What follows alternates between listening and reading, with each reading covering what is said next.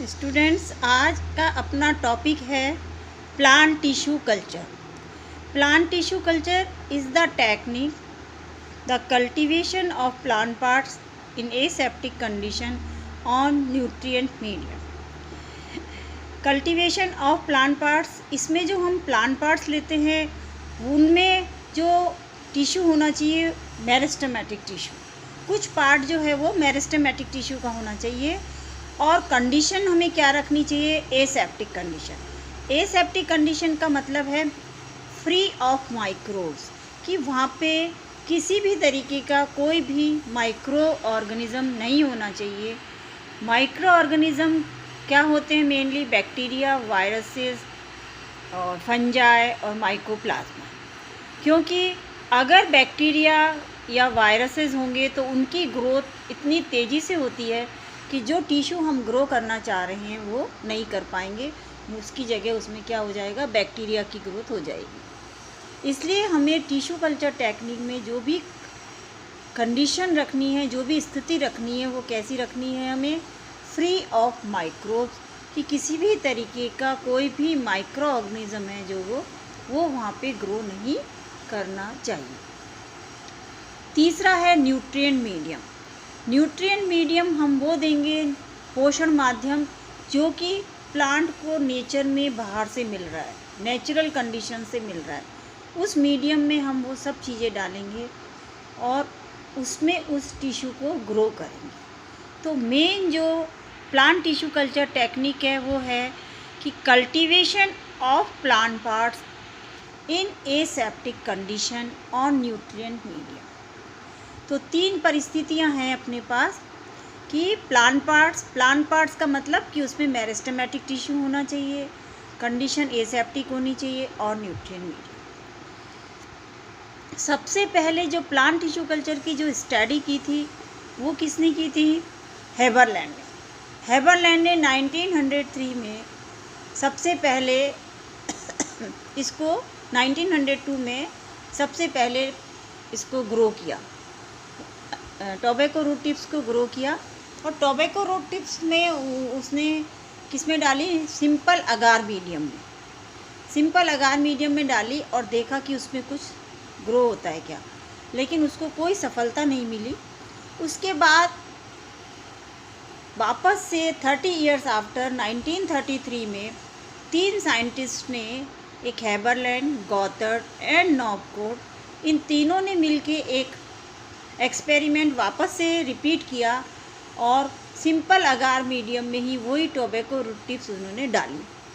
कुछ समय बाद उन्होंने देखा कि टोबैको रूट टिप्स में, जहाँ पे टिप्स में मेरिस्टेमेटिक टिश्यू है, वहाँ पे क्रीमिश ग्रोथ दिखाई दी और वो क्रीमिश ग्रोथ धीरे धीरे थोड़ी सी बढ़ने लगी। उसका नाम उन्होंने दिया कैलस।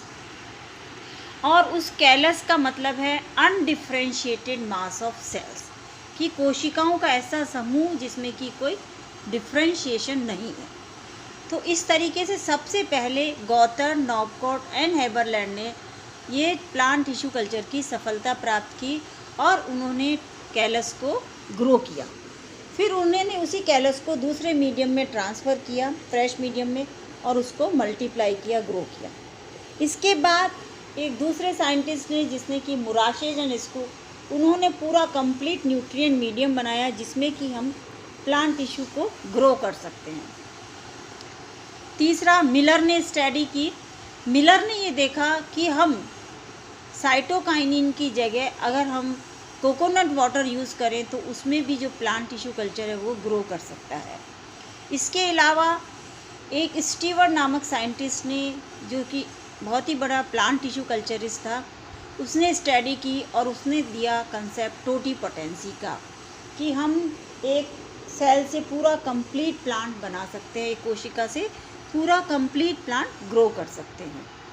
और उन्होंने कैलस से पहले सेल कल्चर्स बनाए और सेल कल्चर से सेल्स को सेपरेट करे, एक सिंगल सेल से उन्होंने पूरा कंप्लीट प्लांट बनाया और उस कंसेप्ट को हमने नाम दिया टोटीपोटेंसी।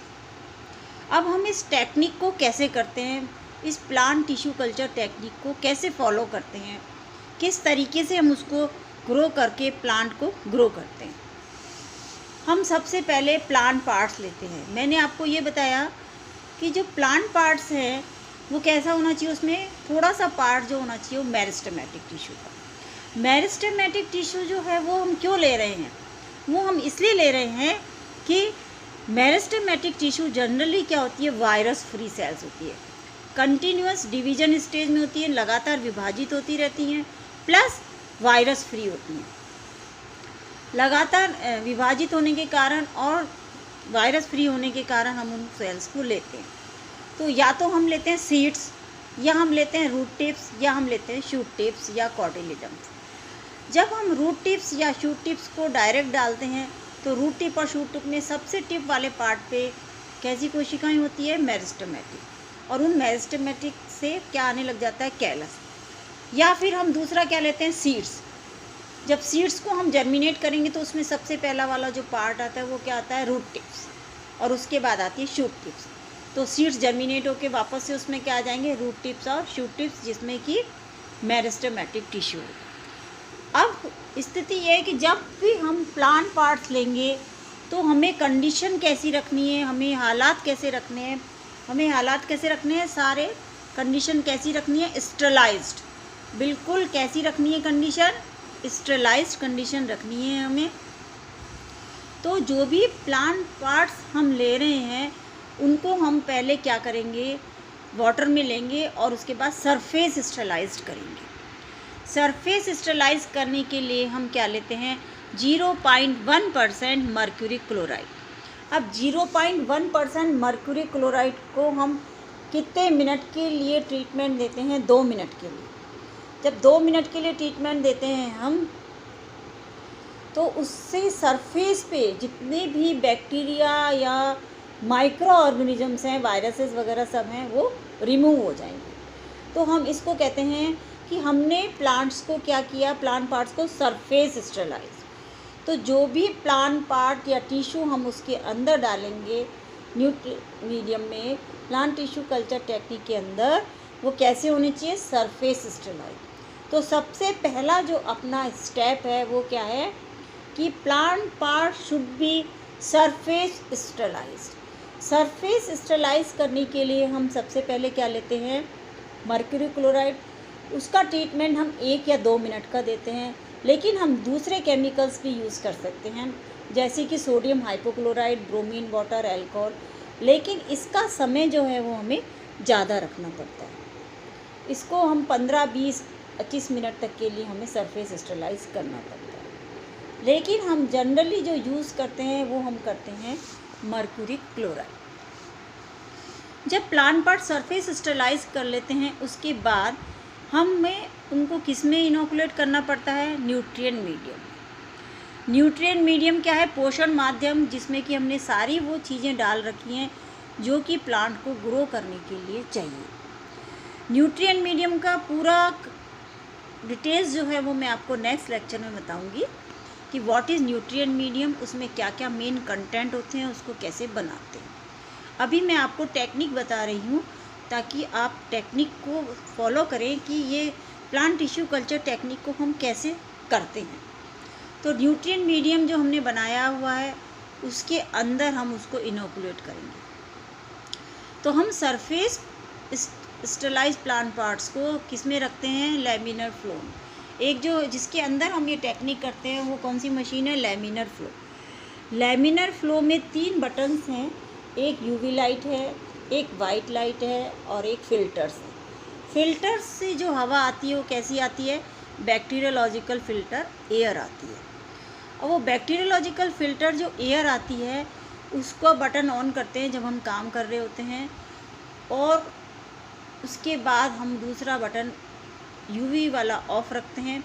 यूवी में हम पहले ही सरफेस स्टेरलाइज कर लेते हैं, उसको मीडिया को हम पहले ही स्टेरलाइज कर लेते हैं। इसके अलावा जब हम लैमिनर फ्लो में काम करते हैं तो प्लांट पार्ट्स को हम फॉर्सिप की सहायता से जो मीडियम हमने बना रखा है उसमें उसको इनोकुलेट करते हैं। इनोकुलेशन का मतलब है कि जब फर्स्ट टाइम हम प्लांट पार्ट्स को मीडियम के अंदर डाल रहे हैं उसको हम कहते हैं इनोकुलेशन। कि जब हम पहली बार स्टेरलाइज प्लांट पार्ट्स को हम जब मीडियम के अंदर डालेंगे उसको कहते हैं इनोकुलेशन।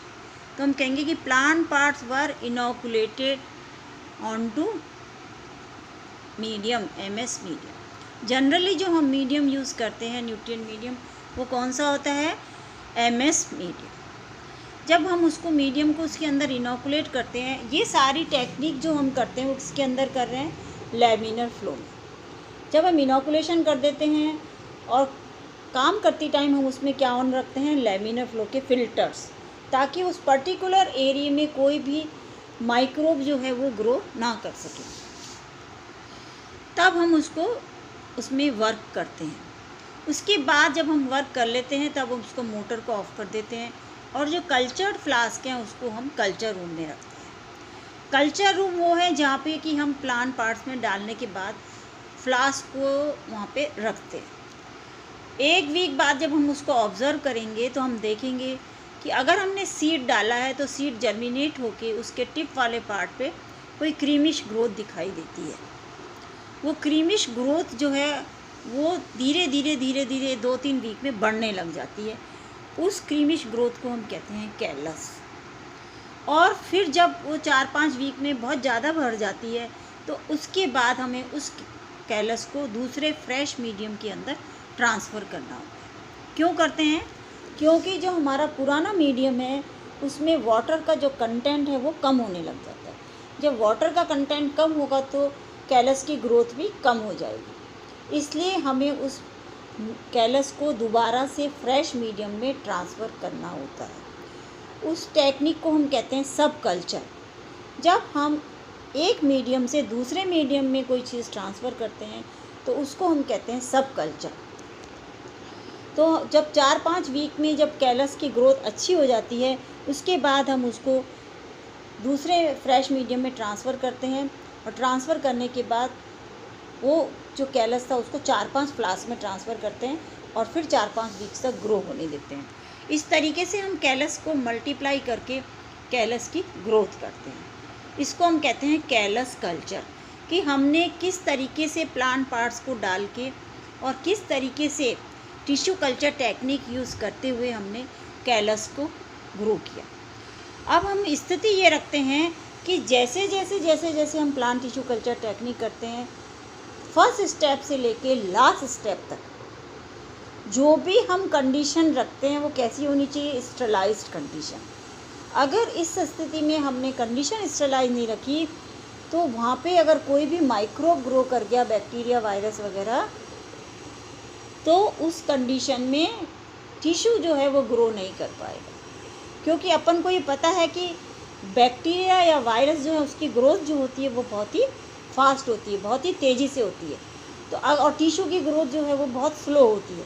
तो अगर फंजाई ग्रो कर गई या बैक्टीरिया ग्रो कर गया या वायरस ग्रो कर गया तो वो जो फ्लास्क है वो हमारा उसी से भर जाएगा और टिश्यू डेड हो जाएगा। इसलिए हमें टिश्यू कल्चर टेक्निक में परिस्थितियाँ सारी कैसी रखनी होती है? Sterilised condition. फर्स्ट स्टेप जो है वो प्लांट पार्ट ले रहे हैं वो स्टेरलाइज्ड होना चाहिए। मीडियम को हम ऑटोक्लेव से स्टेरलाइज करते हैं। उसके बाद लैमिनर फ्लो में यूवी लाइट में रखते हैं आधा घंटे के लिए। तीसरा, हम उसमें फ़िल्टर्स चलाते हैं। चौथा, हम जब इनोकुलेशन करते हैं तब भी हम उसके अंदर इनोकुलेशन जब भी हम करते हैं तब भी हम उसमें फ्लेम या स्प्रिट लैम्प के साथ काम करते हैं। और हम जिस फॉरसिप की सहायता से जब हम प्लांट पार्ट्स को इनोकुलेट करते हैं तो उसको भी, इस फॉरसिप को भी हम किसके अंदर रखते हैं? अल्कोहल के अंदर, ताकि हमारी जो फॉरसिप है वो भी कैसी रहे? स्टेरलाइज रहे। और हम प्लग भी जो है बनाते हैं, कॉटन प्लग, वो भी बिल्कुल टाइटली बनाते हैं ताकि कोई बैक्टीरिया उसके अंदर ना जा सके। और उसके बाद उसको एल्यूमिनियम फॉइल से कवर करते हैं। कवर करने के बाद जब हम उसको कल्चर रूम में रखते हैं तो वहाँ पे भी हमें उसका टेम्परेचर मेंटेन करना होता है। तो जो टेम्परेचर है वो 25 ± 3 अबाउट 30 के करीब होना चाहिए।